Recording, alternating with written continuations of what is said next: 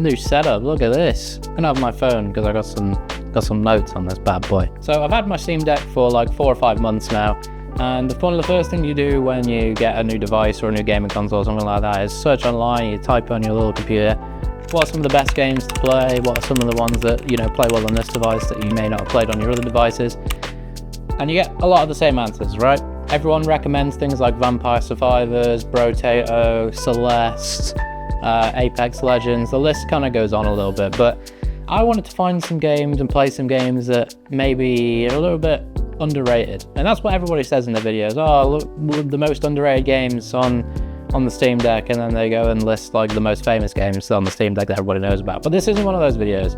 I'm going to list 5 actually underrated video games for the Steam Deck, ones that aren't really talked about a lot, or maybe are talked about a lot but not in the context of actually playing them on the Steam Deck, and rather than playing them on something else. So enough yapping, let's go on with it. So I've talked about Snake Pass a little bit on the channel already because it's the first game I played on my Steam Deck, actually, ironically.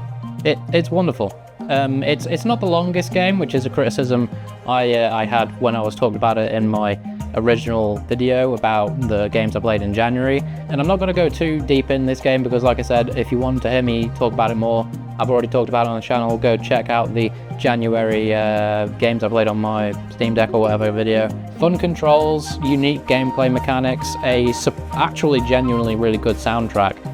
It's just a fun game. It's not that expensive either. Like I can't really recommend it enough. It's just a lot of fun. Whether it's on the Steam Deck or otherwise, it plays really well on the Steam Deck, and it's a really good way to get used to the joysticks if you're not traditionally a controller player, because the main mechanics of the game actually revolve around using the thumbsticks. Yeah, 1000% give this a go. I don't think you could really be disappointed if you're looking for a fun platforming experience. Okay, The Elder Scrolls 4 Oblivion. It's not an underrated game. It's literally one of the most famous games of all time. It's my personal favorite game of all time, but most people don't talk about playing it on the Steam Deck, and that's understandable because it's quite an old game. So the PC version actually doesn't have native controller support, which you obviously need, but you can get controller support working like really easy. I'm going to put the steps in the description down below. It's only 10 steps, so it's really not that hard. I think anybody could really do it, and this game is a masterpiece. I think that's pretty well documented at this point. I am so jealous of anybody that gets to play this for the first time, because I would love to play it for the first time again. And it runs flawlessly on the deck. I have a Steam Deck OLED, so mine is running locked at 90 frames per second, which is the native display frame rate of the Steam Deck OLED, with max settings, which, yeah, it's an old game, so max settings isn't exactly fucking impressive, but it's amazing. It's one of the best games of all time, if not the best game of all time. Like I said, in my opinion, it's my favorite game of all time. So please give it a go. It's amazing, and it's not that cheap. It's not that expensive on Steam anymore. It's pretty cheap, so no excuse. Go play Oblivion on the Steam Deck. Before we get into the next game, please consider liking the video. I'd really appreciate that. And if you like this kind of video, check out my channel and consider subscribing. There's a lot of other videos where I review games every month, and in every single one of them I talk about how each game plays on the Steam Deck. In fact, I play most of them on the Steam Deck. So yeah, please check those out and consider subscribing. That would mean a lot to me. MechQuest is one that I... So I just keep calling this game MechQuest when I'm recording this. I don't really know why I did that. It's called ROBOQUEST. So every time I say MechQuest, just imagine ROBOQUEST. I'm an idiot. What can I say? Back to the video. I don't think I've really seen too many people talk about. I mean, some people have, but it's a lot of fun. It's a roguelike first-person shooter. It kind of gives off Borderlands vibes in its art style and its humor, and the fact that it has loads of guns in it with like wacky mechanics and stuff like that. It's a lot of fun. It's not that expensive. Again, this is a very budget-friendly list because it's not a very expensive game, and none of them have been so far. It's yeah, it's a lot of fun. It's pretty simple mechanically, but one of the best things about owning something like the Steam Deck that's portable and handheld is that you can kind of pull it out for 10-15 minutes while you're on the bus, or trying to, like, waiting to go to sleep in bed or on the toilets. And this is the perfect game for that. You just pick it up, play for 10 minutes, put it down, and you have a great time. It's a lot of fun. I really recommend MechQuest. There's not really much else to say about it. Like I said, it's quite simple mechanically, but again, it's another one that is not that expensive on Steam. It's frequently on sale. I got it on sale. It's cheap anyway, even if it's not. Give it a go. Okay, I want to be careful with how much of this game I show, because Nintendo are pricks when it comes to copyright, but this is POKEROGUE. It's a browser-based Pokemon roguelike. Now, I've played a roguelike Pokemon game before in the form of a ROM hack of Pokemon Emerald called Emerald Rogue, and I had a lot of fun. This is not a ROM hack, it's completely browser-based. You make an account, you sign in, and then you can carry on your progress on any device. Your desktop, your mobile, your Steam Deck. There's a couple of steps to get it working on the Steam Deck, because you obviously have to add it to Steam and make sure it has controller support, because it is in a browser. But it's not that hard, it's really easy. It's easier than the Oblivion setup, and that one was easy. I'll leave the steps in the description below, but yeah, it's fantastic. It has Pokemon from many generations in it.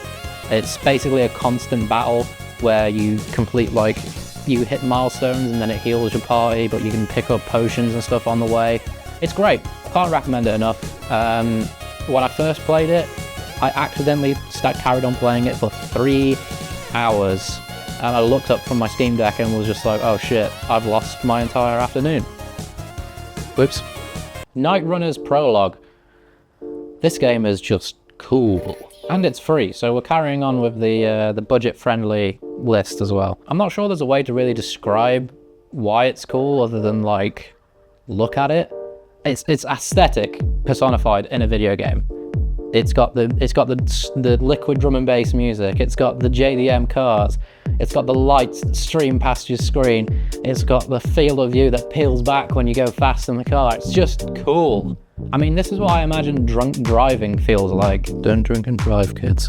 It's a racing game that has a story similar to a lot of those early Need for Speed kind of games like Underground. You're just a guy that goes to Japan to race cars, but then a criminal gets you in debt with no fault of your own, and the only way to get that debt paid off is to drive cars very illegally. It takes a little bit to get the field of view dials on the Steam Deck screen because it's quite small, and obviously the field of view peeling back makes it a little bit hard to see traffic, but I mean, that kind of adds to the experience a little bit. And you can change the camera so it's first person, which makes it a little bit easier, but you do lose that I'm going so fast, like, field of view thing. Honestly, like I said, this game is free. I think there's no excuse for you to not give it a go.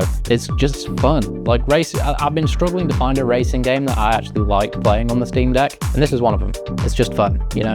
I don't particularly want to play a racing sim on my Steam Deck because it's not what it's for. But a fun arcade kind of racing game like this is perfect. And that's it. I hope you guys try these games out, and I hope you have fun with them.